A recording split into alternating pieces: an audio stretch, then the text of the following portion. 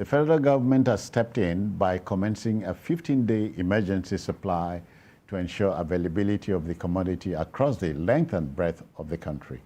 A more permanent solution to the fuel supply problem in our country is the way to go, Ibn Abo. I pray. I mean, are they you bring a prayer warrior? I pray they bring it about, I mean, soonest. Because, you see, every time we face this issue of fuel scarcity, yeah, I worry. Because as I was coming down to this place, I saw a particular filling station. I don't think they were selling, and people were already throwing punches. So how long are we going to live like this in a country where we are supposed to be the number what? We are the second largest crude oil and gas producer in Africa after Angola. And this is happening to us by choice. By choice. By choice. And it has been very, I mean, if there's anything, you see, what I see in Nigeria is that what is not right tends to become consistent.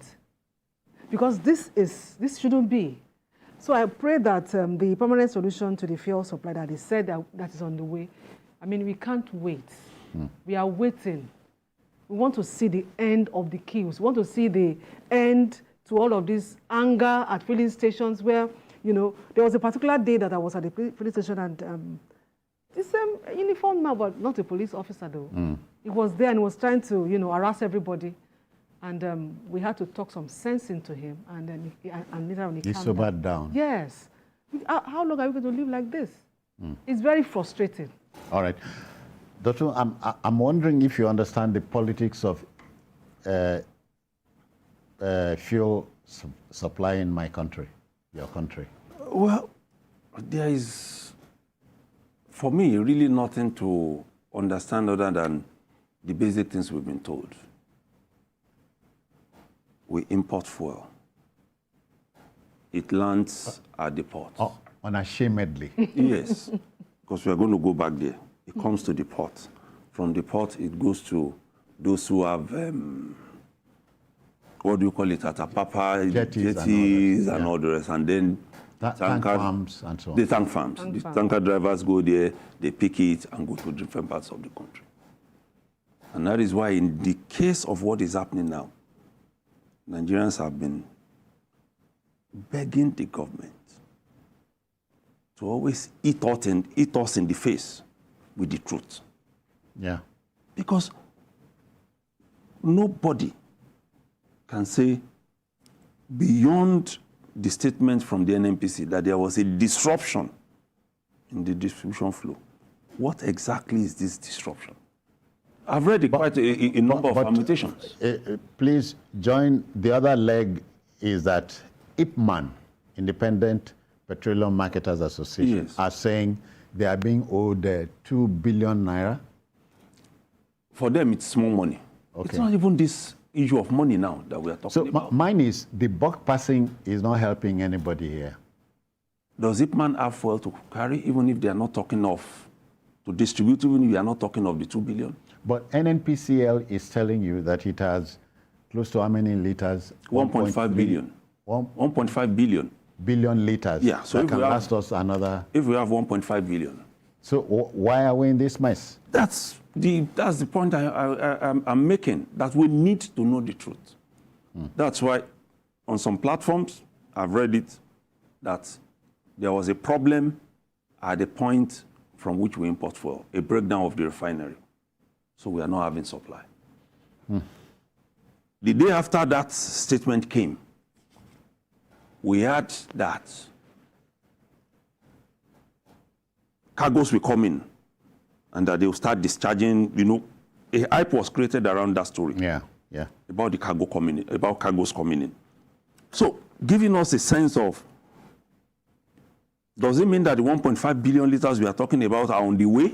Are they on ground? Or are they already here? So we need, as Nigerians, to always know. The major problem Nigerians, in my own opinion, have with government is that we are not always saying the truth to the citizens in order for us to be able to gauge the problems we are in. For instance, we've been talking about the issue of removal of fuel subsidy. It's just now we are getting to see some of those things that went on in the past. Okay. We've been talking about the issue of Forex. With how much have we been helping our currency? We don't know.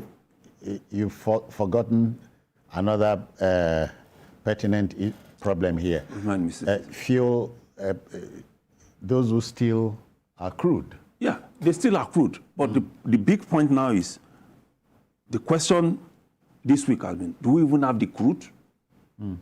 Because if we have the crude, we can refine. Dangote refinery has not started producing petrol. Hold it. Does it not bother you, Ibn Abatu, does it not bother us here that the NNPCL is the only institution allowed to import, to bring in? No. There is a room for others to import. But you have to deal with the issue of Forex. You have to deal with that. But NNPCL is enjoying a monopoly. You can't call it a monopoly. Okay. The only reason it looks like something. The only reason it looks like a monopoly is because NNPCL appears to be the only one that can source dollar. Why? Quickly. Why? Why should it be? Exactly the point. Because that's what private importers are saying. We can't compete because we have to go to the black market to source for dollar. Are they being aided? So we need to understand a lot of things in Nigeria. And that's the point for me. If we don't understand the nitty-gritty, the small details of all these things. The truth of the master is that nobody tells us the truth. They just look at the situation and tell themselves, okay, what do we throw at these people? And then they come up with something. Ibn Abba, we live in a relative world. Truth is relative. Whose truth are you asking for? But hold on. Let me introduce a new element into this discussion, critical too. When we toyed with the Petroleum Industry Act for close to 20 years, did you think the PIA was a silver bullet? If you understand what I mean. I do, and the problem, you see, the bottom line here is the average man's character in Nigeria. Anything that is going to come out and will work out and things will go on normal, like we're talking about oddity and new normal and abnormal and all of that. Whatever is going to seem normal is never welcome. We don't welcome it. We delay, we drag until we get to a point where it becomes inevitable. Doctor, is this really us? That is who we are. Oh, really? Yeah, because... Obviously. See, I've said it a couple of times on this program. We have more than enough laws to deal with every situation we have in this country that we don't even need a legislature again. UK has an unwritten constitution. It's running well. We have so much written on paper. We are not running well. If we waited for the PIA to be the main deal, then by now you should have straightened out the oil industry. We've been running it for how long now? But it shows that the problem we're having are those running the system. It is not about the laws. It is those who don't want the system to run in a fair manner, that everybody there are people like that can amongst have, us. that in a way that everybody can have a sense that this wealth is indeed common to all of us. We're only talking of commonwealth. Let me introduce another crazy element here. Dotun and Ibn Abba, we send raw crude out. When it comes back, what we have is the premium motor spirit, the automated gas oil, and nobody is asking. Kerosene. Other byproducts. A barrel of crude oil has 42 byproducts. 42. And nobody is talking about it. I don't know if you understand. No, I do understand you. And that's the point also here, that we need our people to understand that we know a lot more than they are telling us. But we should all be fair to ourselves. Let our conscience be at play when we get into government. And all right. Everybody. Call it knee-jerk or whatever you like to call it. Ibn Abba, government has kick-started a 15-day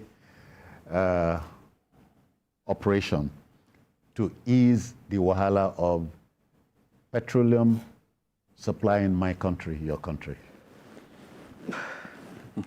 Kickstarting that, Yeah. does that mean that we are going to see the back of queues at fuel stations? That's what it means. Permanently. Permanently, Permanently, yes. yeah. Because it is frustrating. I mean, this inconsistency, you plan your month, you plan your Okay. week, and then suddenly, you begin to experience issues like this. So if the government is sincere enough to bring it to bear, I mean, Why not? why not? It says the emergency supply will ensure availability of the commodity across the length and breadth of Some of us are waiting for the 15 days. It won't take long. It don't start. So it won't take long. We are waiting. We hope that when it comes, it's going to be permanent. A lot of the things that are happening in the country, we need the government to help us to tie the loose ends. We need the government to explain certain things to Nigerians. Because when you allow the things that fly on the social media to remain there without a counter narrative, then you are leaving it to become the truth. Dotun, Do we even have crude? Dotun, let me drop this. The idea is not to humor you, but my friend Zebrodaya Okorigwe, Yes, last alias quarter, 430. Chika Okpala, he said, I have seen 99, who be 100. 300. Nigeria don't see more than 99. Hopefully, we'll get there. But we need, I hear we must go home. yes, but we need permanent solutions. Okay. Permanent solution that will ensure that those byproducts that you mentioned, Yeah. we have them here with us and not some others that we have sold our crude to benefit from them. So it means our refineries must work. Yeah. It means we are also advocating that Dangote should start getting crude to refine petrol.